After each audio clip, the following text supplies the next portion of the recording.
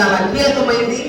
మొత్తం తెలుగు సాహిత్య విమర్శని ఒక బట్టమలుపు తిప్పినటువంటి చరిత్ర రాయలసీమ విమర్శకులకు ఉంది. ఈ 1000 ఏళ్ల తెలుగు సాహిత్యంలో సాహిత్య విమర్శ యొక్క వికాసం మొదటగా ఆంగ్ల సాహిత్యాన్ని అభ్యసించడం వల్ల, ఆధునిక సాహిత్యాన్ని అభ్యసించడం వల్ల, ఆధునిక సాహిత్య ప్రక్రియలు వీటన్నిటిని చదవటం వల్ల ఆ పరిణామంలో భాగంగానే సాహిత్య విమర్శ ఆవిర్భవించేది. నిజానికి కొంతమంది వ్యాసాలు చదివితే ఈ ప్రాంతంలో రాయలసీమలో నీళ్లు లేవు, రాయలసీమ కరువు సీమ, ఫ్యాక్షనిస్టులకు నిలయమైన సీమ అని చెప్పినారు. కానీ అందువల్లనే ఇక్కడ సాహిత్యం అంతగా అంత ముందుగా ఆవిర్భవించలేదనేటటువంటి అభిప్రాయాన్ని చాలా మంది తమ వ్యాసాల్లో ప్రచురించడం జరిగింది. కానీ కథ, కవిత్వము, నవల వీటి విషయానికంటే విమర్శ విషయానికి వస్తే రాయలసీమ నుంచి వచ్చినంత విమర్శ మిగతా ఏ ప్రాంతం నుంచి కూడా రాలేదు.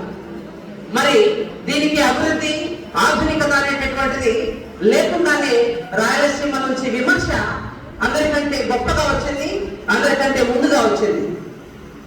దీనికి కారణమే ఆధునిక సాహిత్య విమర్శకుడు ఆద్యుడుగా చెప్పుకుంటున్నటువంటి కట్టమంచి రామలింగారెడ్డి ఈ ప్రాంతవాసి కావడం, అంతకంటే ముందే తెలుగు సూర్యుడిగా వెలుగొందుతున్నటువంటి వేమనను వెలుగులోకి తెచ్చినటువంటి రాఘపల్లి అనంతకృష్ణ శర్మ అయితేనేమి, అంతకంటే ముందు సాహిత్య విమర్శకు పునాదులు వేసినటువంటి చార్లెస్ ఫిలిప్స్ బ్రౌన్ అయితేనేమి, వాళ్ళు కూడా ఈ ప్రాంతంలో నివసించడం రాయలసీమ తెలుగు సాహిత్య విమర్శలో కీలక పాత్ర పోషించింది అని చెప్పడానికి ఇవి కొన్ని మనకు కారణాలు.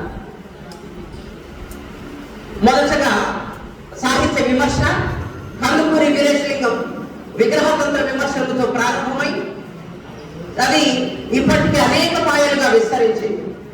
సాహిత్య విమర్శలు మళ్ళీ తిరిగి పునర్మూల్యాంకన విమర్శ అయితేనే రచనల మీద, రచయితల మీద రకరకాల సందర్భాలలో ప్రాచీన సాహిత్య విమర్శలు చూస్తే చందోపరమైనటువంటి శబ్ద సాధుత్వ చర్చల గురించి విమర్శ మనకు కనిపిస్తుంది.